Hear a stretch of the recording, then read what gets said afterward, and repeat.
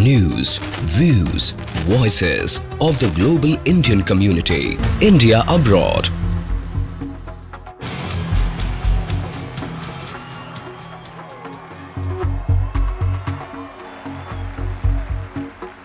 I am standing here because of the American dream.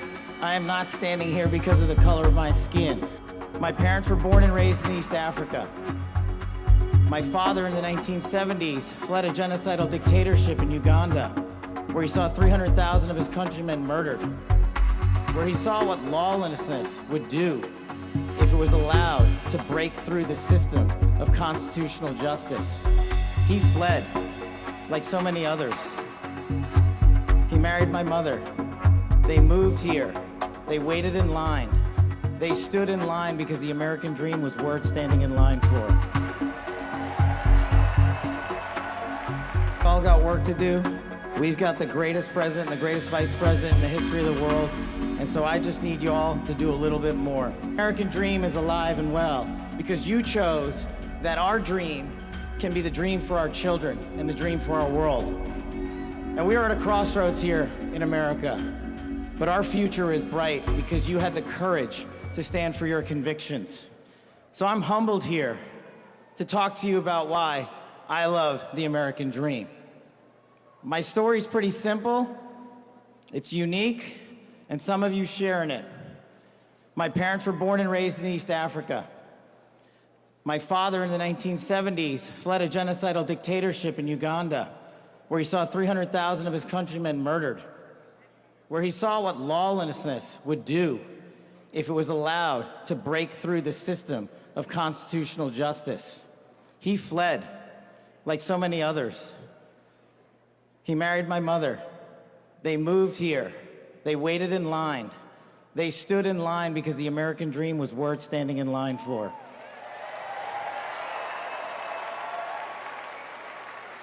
That dream is woven into the fabric of this nation, and our immigration policy is the greatest policy in the world. And now that we have Donald J. Trump and J.D. Vance, it will become the greatest policy in the world again.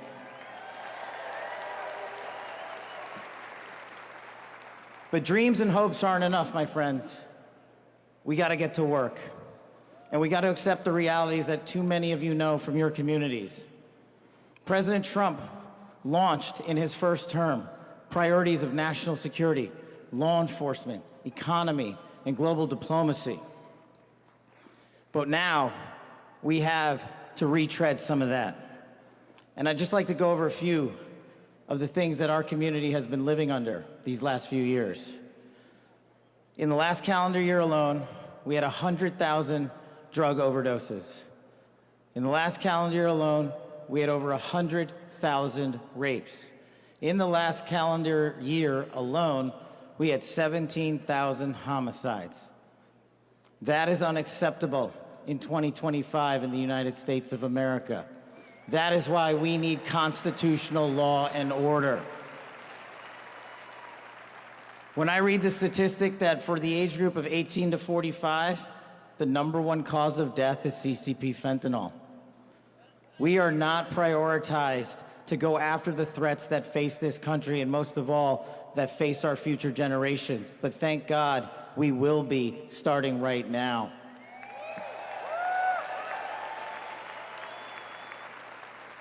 President Trump and J.D. Vance's leadership and administration will usher in the priorities that I cherished during my 16 years in government service.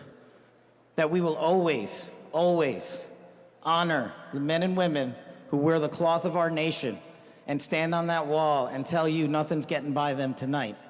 And so to them, thank you.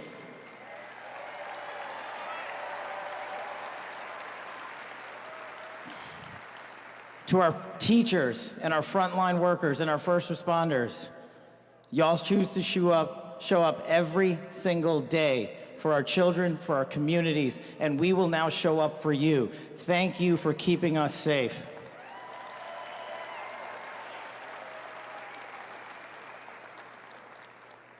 To the men and women in law enforcement, and maybe I'm biased on this one, our police officers, our sheriffs, our federal agents are some of the greatest warriors that God has ever created. and we will put them first because they have our backs, and now we will have your backs.